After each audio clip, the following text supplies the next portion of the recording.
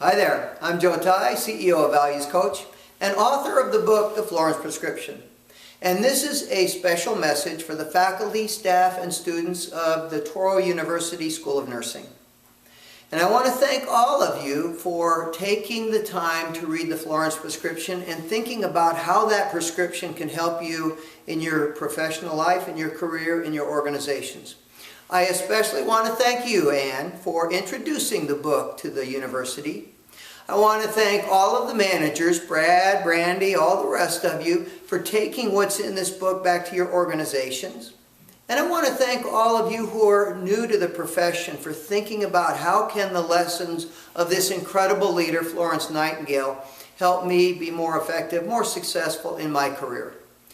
Let me say a few things about Florence. When Florence Nightingale took 38 women to the Scutari Barrack Hospital in the middle of the Crimean War, she walked into the sort of healthcare crisis that none of us ever want to see.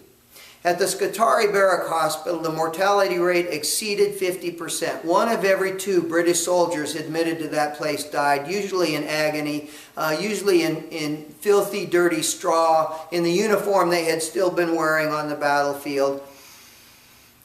There was no medical care, there were no pharmaceuticals. It was just an atrocious situation.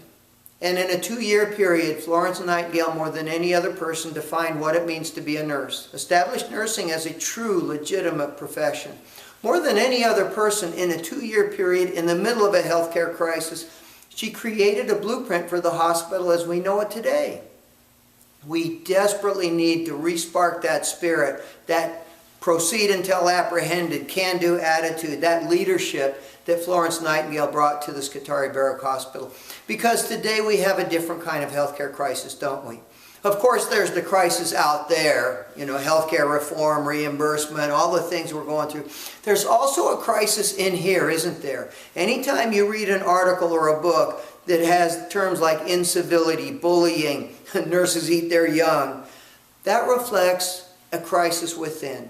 And we need to think about what is the lesson of this incredible woman, this amazing leader, Florence Nightingale, and how do we re-spark that spirit? And that's really what that book was all about. So again, thank you for your commitment to your profession, to your organization, to your patients, to yourselves. And I hope that you will get a lot out of this book. If there's anything I can do to help you, well, you know where to find me.